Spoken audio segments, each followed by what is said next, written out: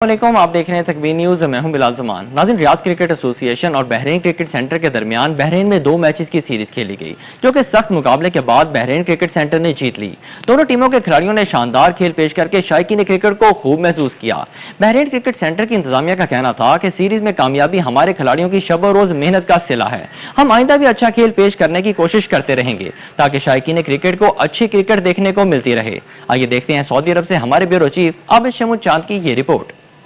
Riyadh cricket association और Bahrain cricket centre के दरमियान खेले जाने वाली हालिया 2 मैचेस की सीरीज में कांटेदार मुकाबले के बाद बहरीन क्रिकेट सेंटर ने सीरीज में बढ़तरी हासिल कर ली। दोनों टीमों के खिलाड़ियों ने शानदार खेल का मुजाहरा किया। बहरीन क्रिकेट सेंटर के सीईओ ने तकबीर न्यूज से बात करते हुए अपनी टीम की कारकर्दगी और कामयाबी पर इत्मीनान का इजहार किया और खिलाड़ियों की शानदार कारकर्दगी को सराहा।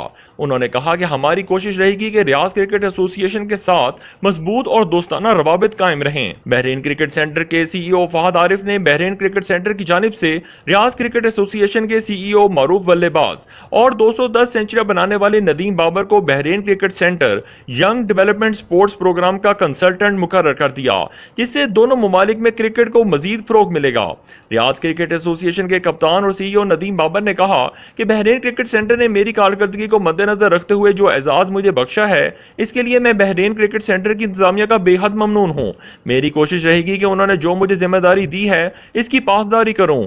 नदीम बाबर ने मजीद कहा कि क्रिकेट के फरोग में तकबीर न्यूज कलीदी रोल अदा कर रहा है, जिससे खिलाड़ियों के हौसले मजीद बुलंद हो रहे हैं। सीरीज के इख्तिताम पर man of the series Bahrain cricket centre के अनासीम खान रहे, जबकि best batsman of the series Riyadh cricket association के नासिर अब्बासी करार पाए।